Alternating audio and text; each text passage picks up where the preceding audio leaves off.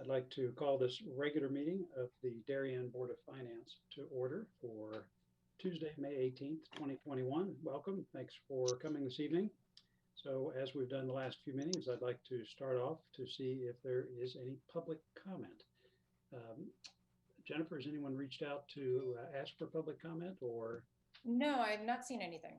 Okay, I don't see any hands raised. So why don't we go ahead and get started? We'll of course take public comment at any time.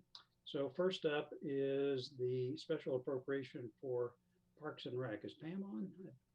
Yeah, she is. There she is. Hello, how are you? You're on mute. Okay, that means you actually can't spend any money tonight. So we're really sorry. Thanks for playing our game anyway. How you doing? I'm here. Good, how are you? Very good, thank you. All right, looks like you've got a few things for us this evening. First up is program expense, which sounds like it's good news, actually. Yes, very good news. Tell us about it. And this is the the 250,000, remind Correct. me? Yes, okay, because I had two other ones I had going on too. Yes, we had anticipated, due to this interesting year, only bringing in, an additional $50,000, but instead we brought in over $300,000. So we brought in about 900,000, and while we're making more money, we need to spend more money to pay the instructors and because we're doing additional classes. So we need to make sure that we have an appropriation that we can carry on through June 30th for all the different additional programs that we have. And these are just your summer programs, right? Or has this been spring in December? And it's the volume of participation has just been remarkable. That's terrific. Are you feeling like the budget that you put in place for the next fiscal year starting July 1st is going to be enough, or you'll probably have to come back for more for that budget as well? If we keep going at the rate we're going, we may have to ask for more. One will only have to wait to see how, whether people will stay in town, will people start traveling again and going away, and therefore it, brings us back to, our original budget. So we really have to wait and see. Is this more of the same, or did you actually add different kinds of programs to broaden your offering, or just accommodating more or providing more capacity to teach what you have? I would say a little bit of both. Okay. We absolutely added more programs. When programs would fill, people would be asking for more, so we would add more. But then we also opened up different classes, like our Ninja Warrior class that we have in Cherry Lawn is a brand new program that we've done, and we have over 85 kids per session. It keeps filling and filling and filling, so we keep adding more. So that's not for elected officials, I take it. Well, we are thinking about an adult class. Okay, very good. Any questions for Pam about this?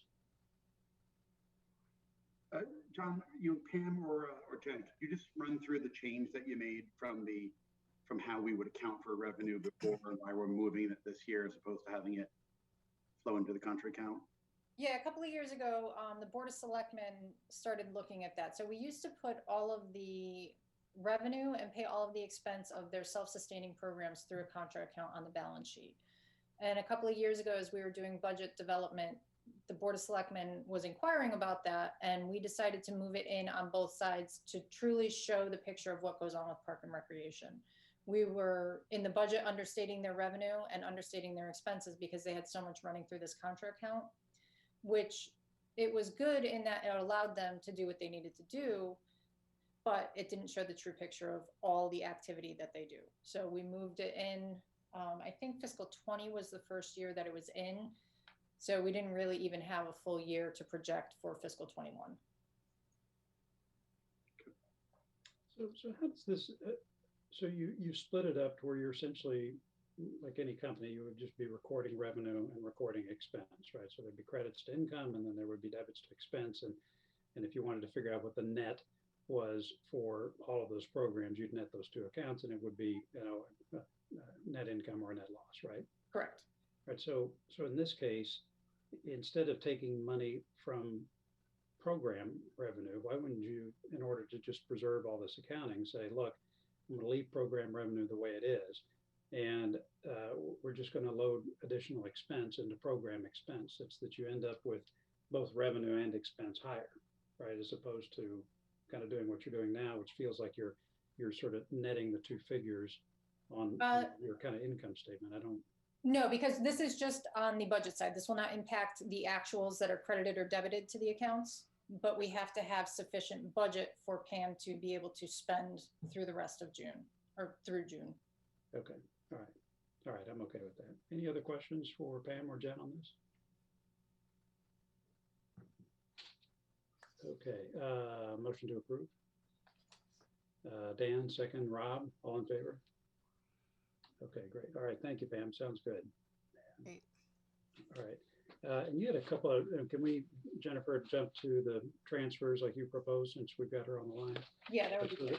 All right, so there's two transfers for Pam. If you guys go a little bit further into your books, the first one is for cleanings for the bathrooms for the Pear Tree Point, Weed Beach, and the Cherry Lawn for $14,000. That sounds like it's just additional COVID-related cleaning, or is there something more to that, Pam? Simply that last year, due to everything that was going on, we had only had one cleaning at each facility, and we doubled that up to have afternoon cleanings at each facility. And you know, we didn't know for how long we would have to continue doing this, but we did it through the fall. And then of course it was, you know, not sure whether we'd have to start it up in the spring again.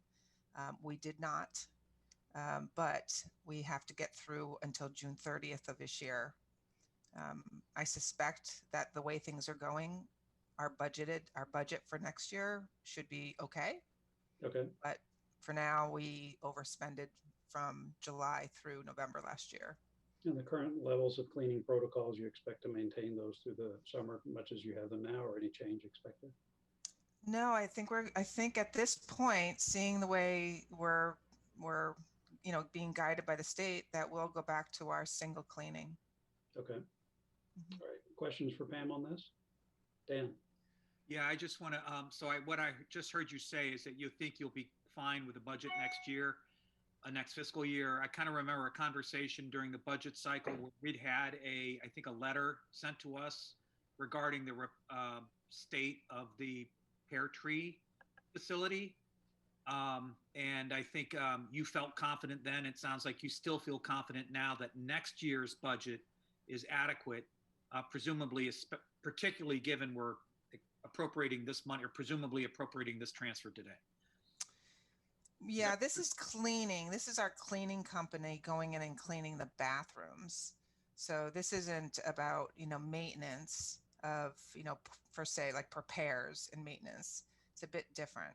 This is our cleaning crew going to Cherry Lawn bathroom stations, cleaning the toilets, cleaning the, you know, the sinks and taking the garbage out.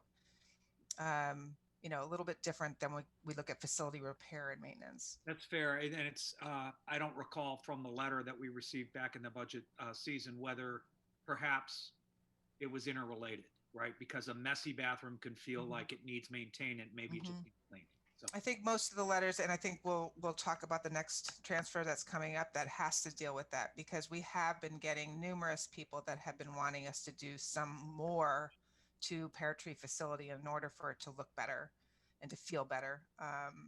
And the next transfer, we'll be talking about that a little bit.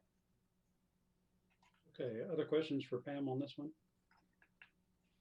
Okay. Pam, just one question on the, you know, in terms of using these third-party services here, are we sort of leveraging any other third-party services that we're using throughout the town to clean any other facilities, whether it be, you know, kind of other town facilities, to make sure that we're maybe getting sort of, you know, sort of quantity pricing, or even looking at any of the services or companies that the Board of Ed has been using, just to see if we can somehow negotiate, you know, kind of best practice pricing here? We do go out to bid, you know, and get the most competitive price that we can. I have not, while I've been here, talked to Board of Ed, but that's something that I could do to see. I don't know who cleans their facilities, but I suspect they would have a janitor on staff. And we have janitors at the town hall that take care of all that kind of thing. But with our facilities, the paddle hut bathrooms, the cherry lawn bathrooms, the weed beach and pear tree bathrooms, those are done by going out to bid and getting the lowest bidder. Okay. Okay. Okay, other questions for Pam on this? Motion to approve? Dan, second. Paul, all in favor? Okay, terrific. All right, and then Pam, one other for you, just as you were saying, a little bit of maintenance and cleanup for Pear Tree Point. Yes, so we had, as I said, had numerous emails and calls in regards to wanting to increase our budget to put in more maintenance or repair to Pear Tree Beach. In the past, I had always let whomever know that we do have a facility repair maintenance account, and we certainly would go in and make repairs if necessary. Like if there was a toilet not working, we're going to go in and fix it. But at that time, after we had gone through Pear Tree Improvement Project, it didn't come to fruition yet as to how much we felt the town was willing to put back into that building after coming off of the project and its kind of feel that we were going through. So what we did decide to do after some of these people that were coming out and asking for more repairs and some painting or fixing up of the building was that we had a painter come out and give us a breakdown estimate of each room, from the concession stand to the lifeguard room, to first aid room, the men's and women's bathroom. And I wanted it broken down so that I could make a good determination as to what I felt the current budget up to June 30th, what we could handle. So when they broke it out, I thought that we had a new concessionaire coming in. I could our current budget could probably handle the 1,900. And then I was going to come back after the commission meeting and ask the commission whether they felt we wanted to go further, ask the Board of Selectmen and the Board of Finance to appropriate the additional money for the additional estimate. But unfortunately, there was some miscommunication. When I asked the painter to just paint the concession stand, there was some miscommunication between a staff member and the actual contractor, and they painted it all. So in hindsight, it does look much better. They took care of some real rusty areas that were at the bottom of the showers in both the men's and women's rooms. So that rust is no longer there. The rust has been fixed in the hallway of the first aid room, which needed to be done as well. But fortunately, I did go through my budget and I was able to cover this, this painting, if you will, this project, through my conference and meetings line item. Okay. Well, I know I guess subject input from Dan and others, the project more broadly for that is all kind of on hold for a while while there's a rethink. So it strikes me that having done this work makes sense so that it looks nice in the interim. Dan, you have any comments on that? I think that's Frank. Yeah, Oh, sorry. no. Francis, please. Yeah, my comment is this is a lucky mistake. All right. It didn't feel like it at the time. Yeah. Well, No, I think it needed to be done, and it's best to have it get done. All right, good deal. Taylor. Yeah, I was just going to ask for a little more detail, making sure that you were covered on the conferences and meetings, given that you didn't think that money was available in the beginning. we're definitely covered because there was no traveling this year. And we'll go right through June 30th without any type of conferences. We had money for, small meetings here and there throughout the year, but no, that will cover me. Good deal. Okay, Rob. Pam, just kind of curious, when you say you got quite a bit of feedback, are we talking 5, 10, 15 emails and calls? Just trying to get a gauge. I mean, just. Well, I think that we had some residents that were speaking for other residents is how I understood it. There were many that would like to see some upgrades that they had heard from other people. So I didn't hear from everyone, but we assessed the outside of the building. I think we painted that 4 years ago. It still looks, fine. Our park crew is going to go ahead and paint the railings that are rusty on the outside. Really, the inside needs some paint. I just really wanted to go through the process Sure. with all of you to see if you all had the same kind of backing to go ahead and put more money into this facility that we have been considering redoing. But unfortunately it happened, but fortunately on the other side, it does look really good. It's going to be very nice to open up the season this way. I can say in the Pear Tree Beach Committee, definitely heard from residents about the need to do this. During that time, Frank, yes, I was talking about actually like the last 6 months. Yeah, okay. But during that time, you're absolutely correct. People wanted us to do this rather than anything else. Well, at least do this is Right. maybe, Yeah, I guess I would say that in the future for this type of thing, and maybe there won't be any, given the level of maintenance that was done, is just stay in close touch with Frank or that committee so that whatever you're doing, just like we thought about for the Oxbridge Elementary School, before we really spent any serious money on that facility, knowing that it was going to be torn down and replaced. Just be mindful of that in the future. If it looks like a serious redo of Pear Tree Point is coming, then we want to be mindful of spending money on stuff that's going to be torn down or replaced in some way. Exactly. Yes, I will. Okay. All right. Other questions for Pam on this? Motion to approve. Paul, second. Frank, all in favor? Okay, great. Thank you for your time, everybody. Thanks, Pam. Appreciate it. Okay, so that's 2 of our transfers. Actually, let's just go through the rest of these transfers, then we'll go back up to first selectman's salary. We've got employee medical service, a transfer we have every year. Jennifer, anything special about this? This year is a little unusual. Last year, we only needed to move in $8,000 for our EMS services. This year, I'm requesting $78,000. Just a little background. I think everybody's getting up to speed on it, but we have an annual contract with Stanford EMS. It went up to $435,000 this year. Post 53 bills for when paramedic services are used, insurance or self-pay will pay the bill, and they remit payment to Stanford EMS. But the town is on the hook for the difference between the contract amount and what's collected. So this year, our call volume is down significantly. We're only at about 79.64% of the average for the last 3 years. If we were at our 3-year average, we would have taken in about another $62,000. So the request is for 78 to cover what's the reduced volume as well as the increase in the contract for fiscal 21. In the past, we've seen growth in the remittance to SEMS that covered any increase in the contract, but that didn't happen this year. And the amount is larger because of the change a while back about having a paramedic assigned to the town. I'm not sure about that. We do have some annual escalators in the contract. Okay. And I don't know if the error has anything to do with the level of escalation. Okay. Questions for Jennifer on this? Dan? Yeah, I'm sorry. You might have mentioned it. Who do we bill?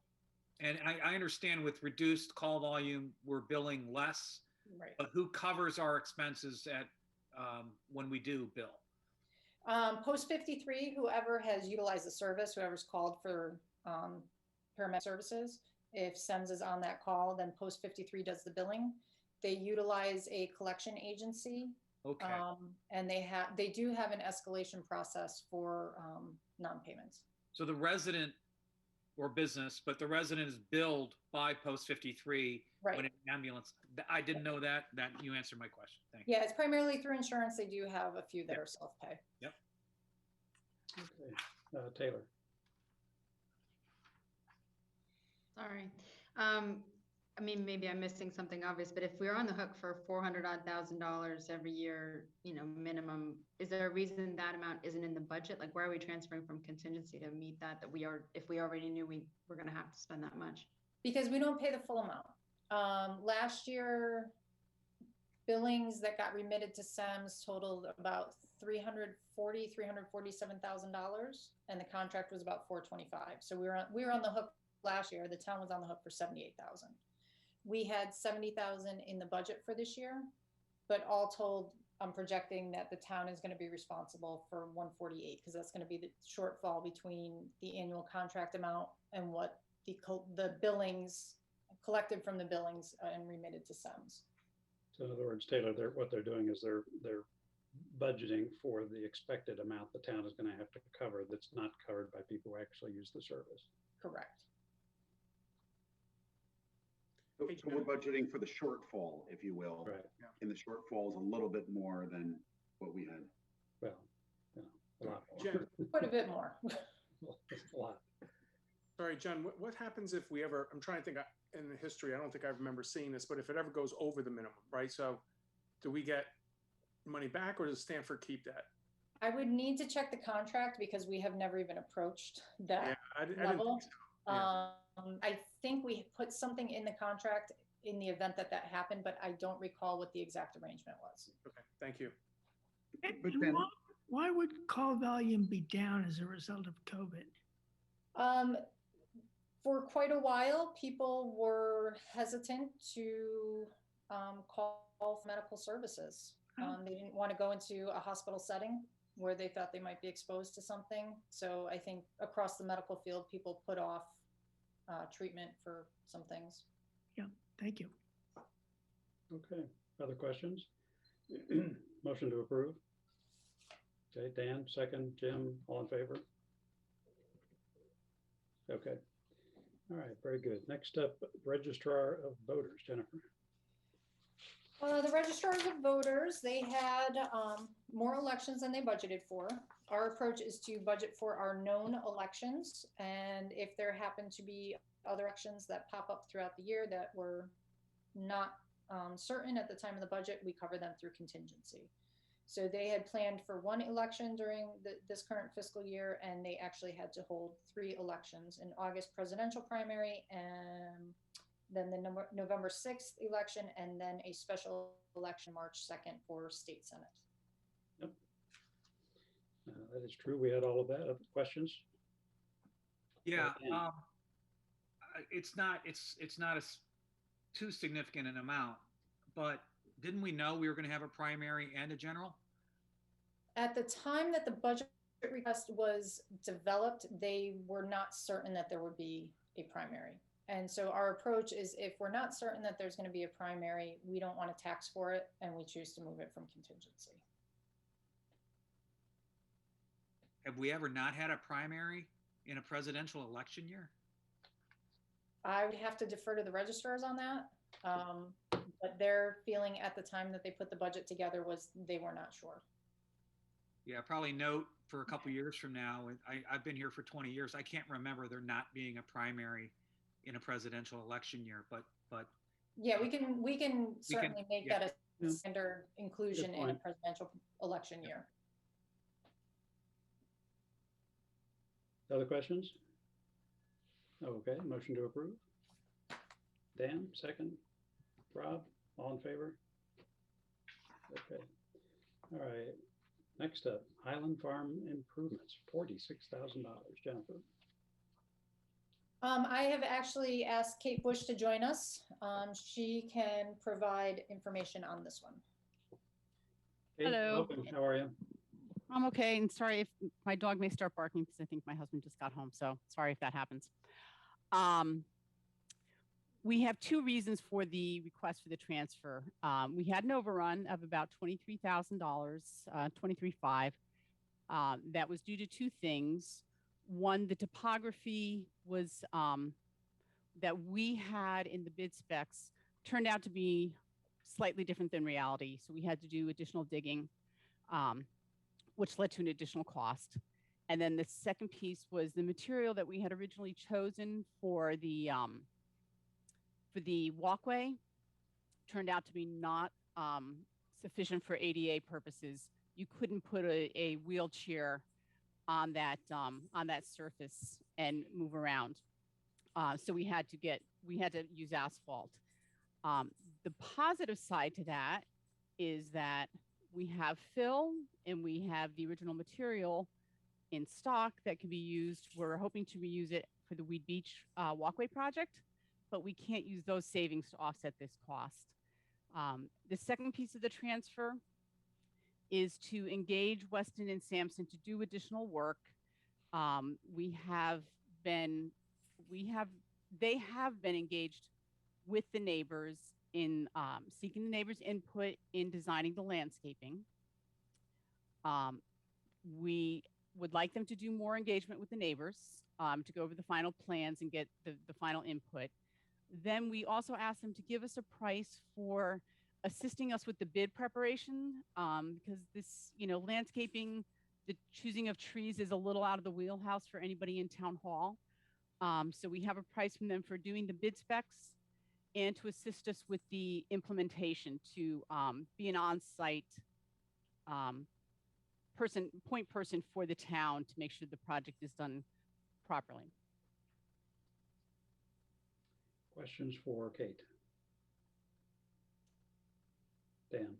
Yeah, so Kate, I remember a July 24th, 2021 deadline with respect to Highland Farm. I was under the impression that was for the property to be landscaped, or Yes. Is that Yes. accurate? That is accurate. So, we have a state grant that's going to pay for the landscaping.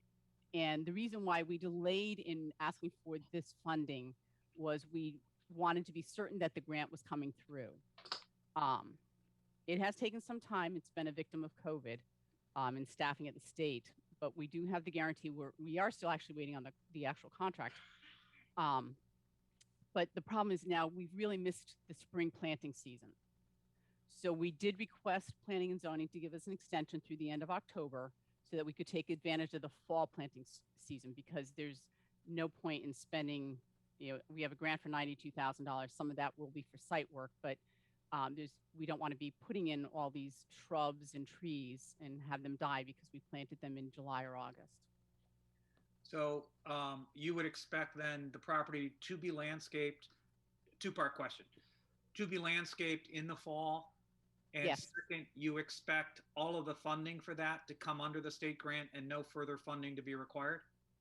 Yes, and that's, one of the things we're going to do and that we have asked Weston and Sampson as part of this thing, doing the bid specs, is to design the bid specifications so that we can pull out pieces of landscaping if the bids come in over the $92,000 grant. Our priorities are landscaping around the parking lots and the pollinator pathway.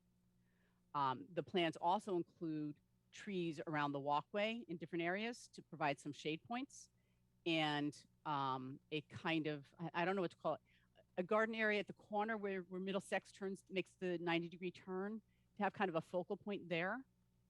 But that's not as important as providing the screening around the parking lots. So we want to make sure the parking lots get done. And if we need to pull the others out of the bid, they'd be ad alternates. We'll do that. So we're bringing that in under the $92,000.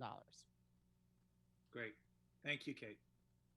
How much have you spent on Weston and Sampson? So in other words, what's their sort of full advisory and consulting budget? Because this is additional funding for them. This is additional funding. So far, we only spent about $8,000, I believe. So $8,000, and you're boosting funding them to 20. Yes. By yes. $23,000. Yes, we are. The bulk of that is doing the bid specs and the implementation. Okay, it would seem like, especially once they got started, or if they were involved in the bid process, that would have been covered in sort of the original scope. Is it? No, the original scope was simply to do the design. Okay. Other questions? Jim? Mute. You're on mute, Jim. Hey, the grant money that's going to pay for these trees, the $90,000 here, that was never included in the original budget appropriation? No. Okay. And that's all going to be first used to meet the requirements of like some of the screening and so forth for the neighbors? That's the priority. Okay. Other questions, Taylor? Do we own all of that material that we were unable to use on this path? And does that mean that the weed path will not be ADA compliant if we use it down there? You know, that's a good question. I don't think that all areas of that pathway were intended to be ADA compliant. But are we, I mean, we're along that material now and we have to find Yes, somewhere we to are. use it? Yes. A lot of the material is topsoil as well.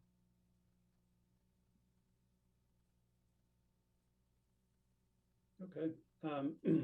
A lot of the material that we're acquiring is topsoil? No, sorry. When some of that Okay. overrun, you know, we had to Okay, take all out right. more topsoil than we had thought we would. Okay, When 'cause constructing we the got a parking lot lot. at Ox Ridge that we'd love to sell to somebody. Okay, maybe we can use some of that down in Edgerton. Yes, yes, What needs to be done down there? yes, we could. Okay. Other questions for Kate on this? Okay, motion to approve. Dan, second. Jim, all in favor? Okay. All right, thank you, Kate. Thank you. appreciate it. Yep. Good night. Yep, take care. Okay, that wraps up our transfers. Let's go back up on our list up to discuss and take action on the first selectman's salary. So Jennifer has updated a survey that we have done every couple of years when we do this, which attempts to benchmark the first selectman's salary against what is paid in other towns. As a reminder, this is a discussion about the first selectman, the job salary, as opposed to the person who holds that job now or in the future. And so we'll decide this every couple of years before the election for a potential reset. Jennifer, would you like to take us through this? Sure. It's probably easiest to see it on an electronic version. It printed very small if you have a printout.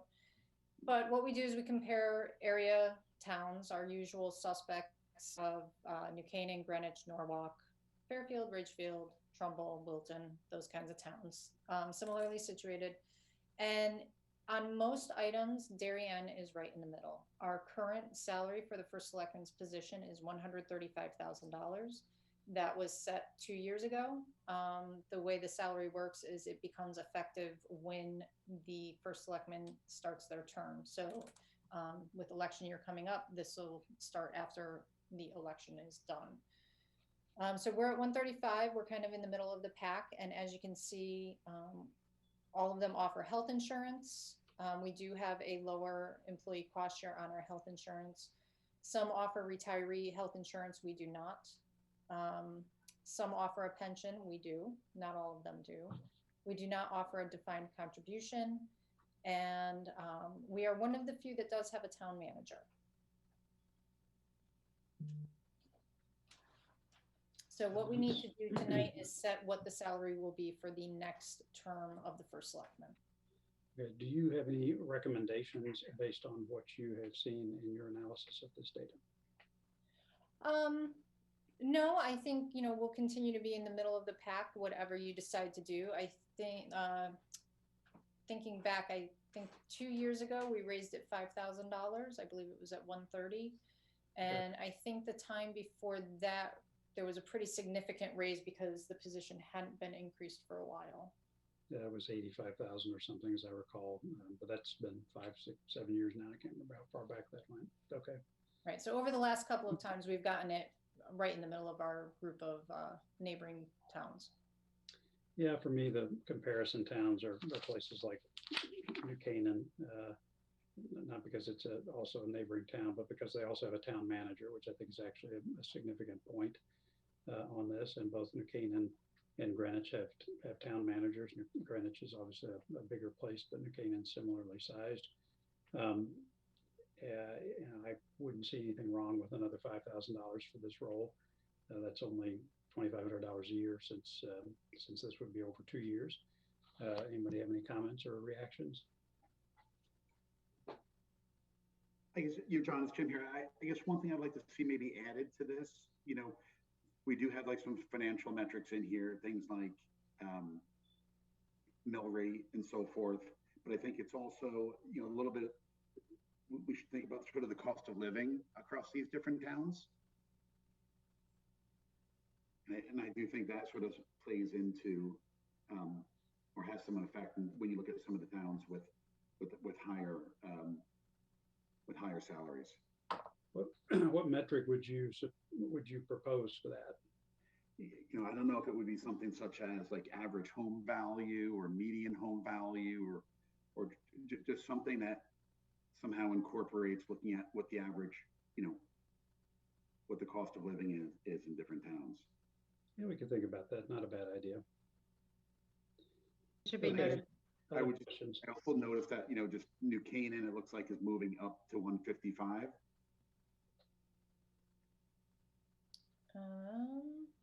There's one, That's what I was gonna say too. Sorry, It's I'm in looking at the- my printed one right now. Let me pull up the electronic Yeah. so I can actually read it.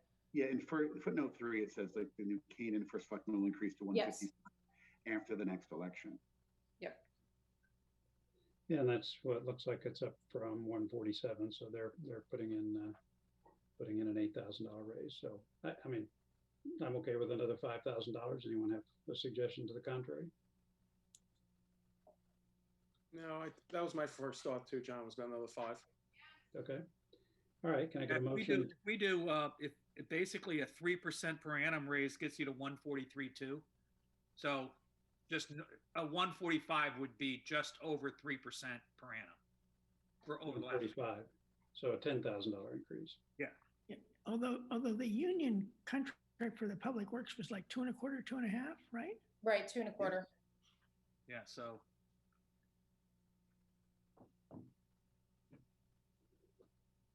So 140, 145. All right. Can I get a motion for 140? Make a motion for 140. Jim, second. Rob, all in favor? All opposed? Discussion? Okay, well, I was going to propose 142.5, but 142.5. I mean, split the baby. all right. Well, I don't want to split 140 to 142.5. That's higher math I can't do, so. Oh, you want to split No, I between mean, one- splitting 140 to 145. 145. You know what? I'd be okay with that as well. Not to beat this with a bit like that horse. All right. I guess, John, I would support that as well. I guess I'm not Right. sure. Do we need to revote? Did we technically just vote there, or do we need to Yeah, quickly? let's revote this. So motion to approve a salary increase to $142,500. Dan and Rob, second, all in favor? Okay, unanimous, $142,500. All right, terrific, thank you. Okay, we've got some reserve for capital non-recurring fire apparatus reserve amounts to close out. Jennifer. I'm sure you all recall that as part of the budget, there was the decision to close the fire apparatus reserve, move the money into your Board of Finance reserve, which would allow you to use $1 million towards the fiscal 22 budget, and would still leave funds for the fire truck that's planned to be purchased in the coming months. So this is just to take official action to close out the fire apparatus reserve. The available balance in there right now is $1,787,000. That would close to your reserve, and the expectation is that the upcoming replacement truck will be about 1.3 million. Since we're going to be talking about this anyway, I wanted to just give you an update on where we stand overall on the reserve. We're still looking to close out those few other reserve accounts as of June 30th. Right now, the expected balance of those would be $148,000. And we'll continue to hold the reval account as a recurring appropriation because that's an every 5-year occurrence. With those items, we project that the Board of Finance reserve will have $2.7 million. And then I've listed what we expect the draws from that to be: $1 million for the fiscal 22 budget, the $46,059 that you just approved for Highland Farm, the expected truck replacement at 1.3, and then adding in the 148 for reserves would leave you June 30th with a balance of $552,798. On that same page, what's what's the expected balance in the fire reserve there on the right of 264,035? That's the expected balance of these three items. Fire apparatus reserve would be 0. The reserve accounts we expect to close would be 148, and the reval account would have a balance of 115. Oh, I'm sorry, I missed that. Okay, that's fine. Okay. I guess the only comment I would have is, given the expense of the fire truck, is maybe thinking about creating a committee to help join in the decision-making on all that. I'm assuming that the folks of the fire department have not initiated that process yet, but given the size of that expenditure, kind of broadening the group that's associated with that decision-making, just to ensure that there's an even stronger collective in making those conclusions and coming to what needs to be purchased, and then of course managing that process seems like a good idea. Comments? Jim? John, I agree. I mean, I think, in general, there's generally like a building committee or a member of the Board of Finance sits on, other kind of larger capital projects that are in excess of, I think there've generally been ones in excess of $1 million. And I think, given that this was a sort of running capital project where there's replacement of these trucks every few years, I think it would be great to have. Yeah. So in the past, the building committee idea was originated by the first selectman, and setting those up as a Board of Selectmen purview. Jennifer, do you know if that was discussed or raised with the Board of Selectmen, the prospect of doing this? Not that I'm aware of. I just made a note to speak with Pete and Jamie about that idea, and see if we can come up with a recommendation.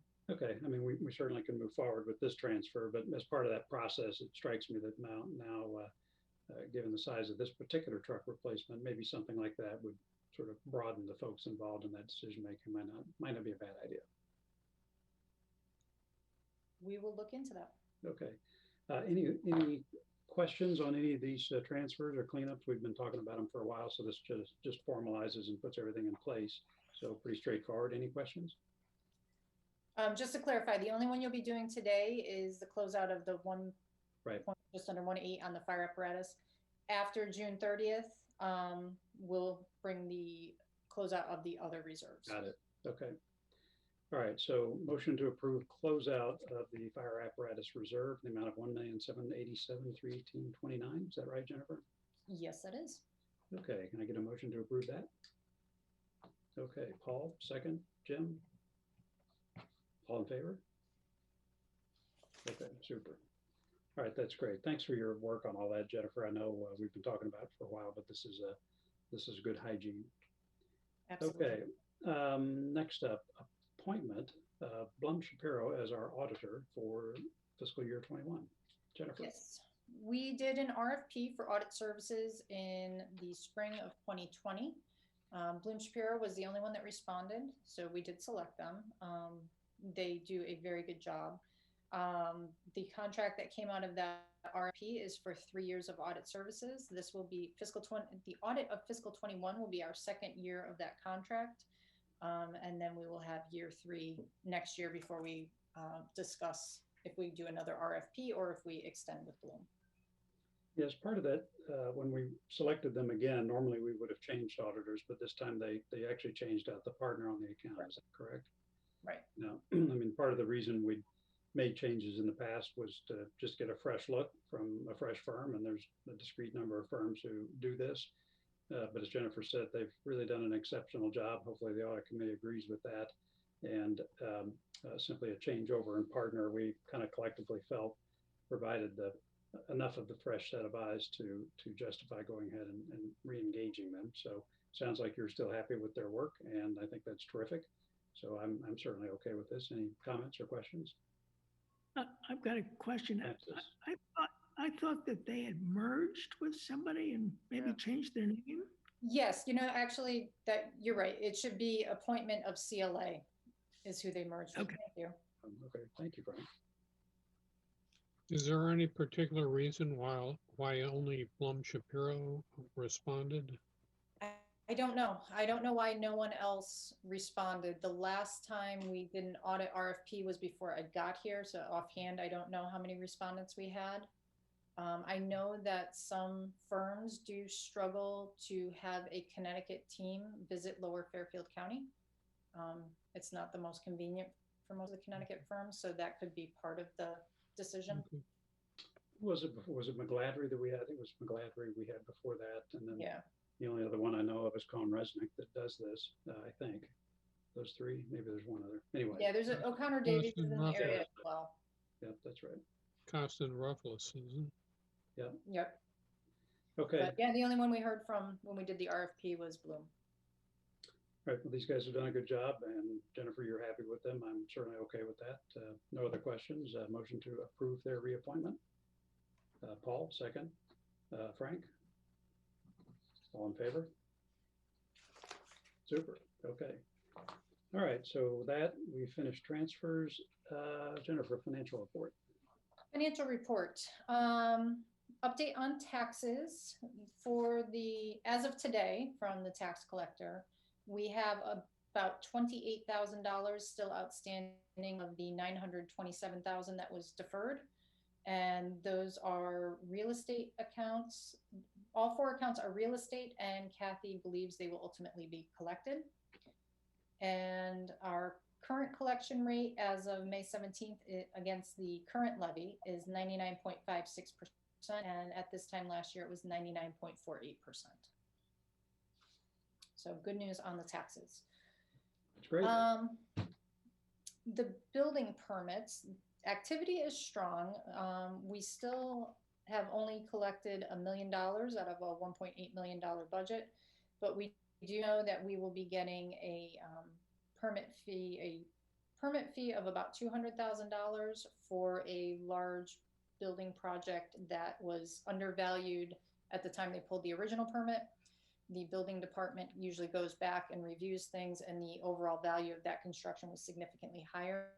So we know that we will be getting a significant one-time permit revenue of that, which will help this account. On the expenditure side, things are going well. Jen, before you leave revenue, Yep. can you discuss this $100,000 less than budgeted sewer transfer from the sewer assessment? Sure. For years, we've always budgeted $550,000. For the sewer assessments, when they are billed, they go into their own fund, which has current collections, it had fund balance, and for years, we moved $550,000 from that fund to the general fund. A lot of that debt has been paid off. We have moved out a lot from the fund, and we have pretty much depleted the fund balance. So it's something that we didn't catch in the budget last year when we were in the fiscal 21 budget development. But the fund balance that's remaining, we will draw into the general fund this year, plus this assumes estimated collections. We'll move in all of the current collections, and then going forward, we're only budgeting expected current collections. Thank you. Jen, can I ask this question? This is a $100,000 smaller transfer from the sewer assessment into the general fund? Yes. Does this have anything to do with, I think we just paid off our clean water bonds? No, it is unrelated. Okay. On the expenditure side, the main item that I want to call your attention to is within the employee benefits budget. Within this budget, we pay out when people retire or separate from service, we pay their accrued time out of the employee benefits group of accounts. We have had 2 police retirements in the last maybe 4 to 6 weeks, and our building official is retiring next week. Those had significant payouts, and they are going to push the accrued benefits budget well over budget, probably about $158,000 over budget. I'm going to bring a transfer to you next month. I think we are going to be able to cover most of it from salary savings from vacancies. We'll transfer from there, as well as some savings in the medical insurance account. So I don't think we'll have to go to contingency for this. But we're waiting to see, because the police department is looking to hire a couple of officers. So depending when they're going to start will impact how much we can move out of their salary account. Also within employee benefits, we expect that we're going to be about $30,000 over budget on unemployment. The state has been sending us statements that say we have a credit, which we knew was incorrect. We're waiting for them to fix it. And in the meantime, we can't pay bills because they say that we're carrying this gigantic credit. There was some mix up in how they credited payments from the Board of Ed against our account. So if that's not resolved at the end of the year, we'll accrue the amount that we believe is owed to the state. Right now, it's about $31,000. Again, I think we're going to be able to cover that internally within the employee benefits set of accounts. But you'll probably be seeing a transfer for that in either June or July. Okay. Are those retiree payouts due to accrued vacation and sick time? Accrued vacation and sick time for the building official, because he's been here long enough to receive a payout for sick time. And vacation is minimal, but sick time and comp time can be very significant for police officers. Okay, thanks. The only other item on the financial report that I wanted to draw your attention to is on page 5, where we have our contingency funds. We are getting low in the general fund contingency. After what was approved tonight, we'll have just under $110,000. So I'm being very protective of that, which is why for the accrued benefits, we're going to definitely try to look to other accounts before we come to contingency. But that is all I have on the financial report. Okay, questions for Jennifer on this? And just as that budget, that BOF contingency is reset on July 1st, correct? The general fund one? The Yes. general fund, yes. Yes, it does. Okay, so this is tight for the remaining 6 weeks of the fiscal year. Correct. Thank you. Although Dan, it's going to be lower next year. Yeah, what was it, 200? The 250 from 300 this year, Yeah. from 400 this year. Okay. Thank you. Okay. Other questions for Jennifer on the financial report? Okay, thank you. That's great. All right, we've got a pretty big set of minutes to approve here. Dan, I appreciate you reading through all these, which can be tedious, but to get them right to where they're presented to this board and they're in really good shape, which these minutes are. I did not find any edits as I read through them to make. Has anyone found any changes they need to make to finalize these? Okay. Guess we'll march through and actually could we vote all of these at once, Jennifer? Or were they all, was everybody at all these meetings? Yeah, I can't tell. All right, I guess we'll do them individually. All right, 6 sets of meetings. For the March 16th meeting minutes, can I get a motion to approve those? Okay, Dan, second, Rob, all in favor? Okay, check to make sure. So that is March 16th. Next up is March 23rd. I'll abstain since I wasn't there. Okay, so motion to approve the March 23rd minutes. Okay, Rob, second, Frank, all in favor? Okay, we'll do 6-0-2-1. Next up is March 30th. Looks like we were all here for that. Motion to approve March 30. Okay, Paul, second, Jim, all in favor? Okay, that's great. Next up is April 1st. Looks like we were all here for that one. Motion to approve April 1st. Okay, Jim, second, Dan, all in favor? Okay, great. 2 more. April 6th, looks like. I should, by the way, I have to abstain from March 23rd. I forgot I was not there for that one.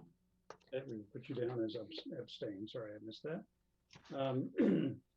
April 6th, 1, 2, 3, 4. So looks like everybody was here for April 6th. Motion to approve. Okay, Dan, second, Rob. All in favor?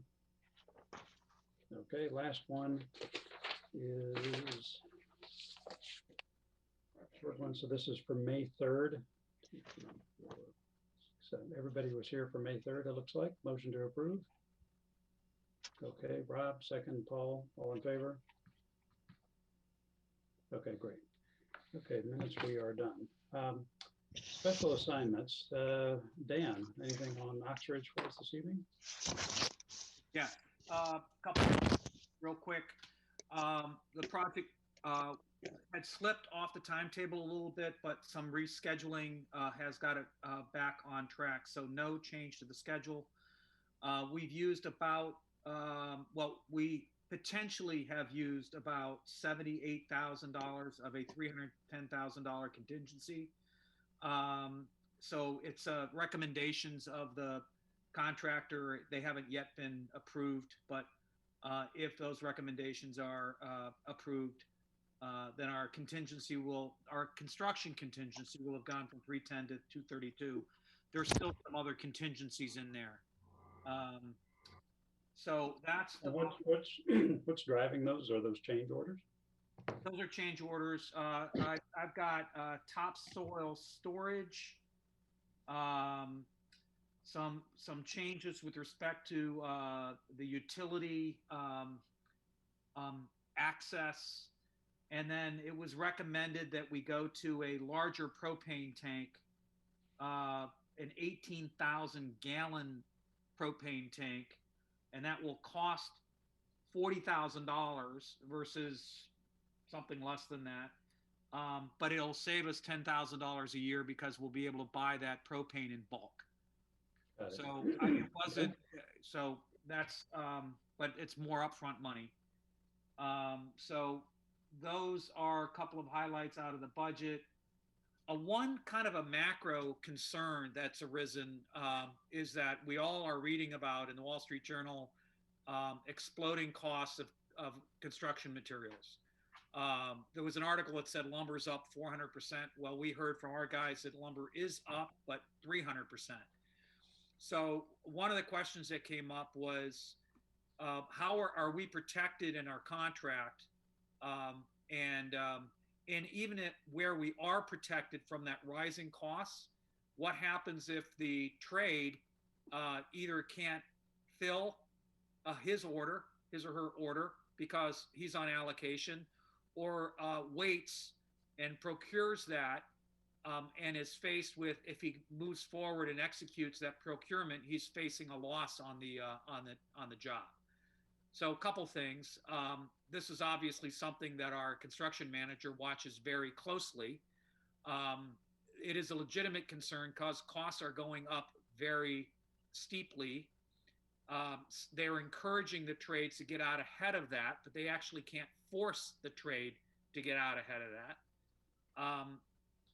But it turns out that we have a 10% threshold.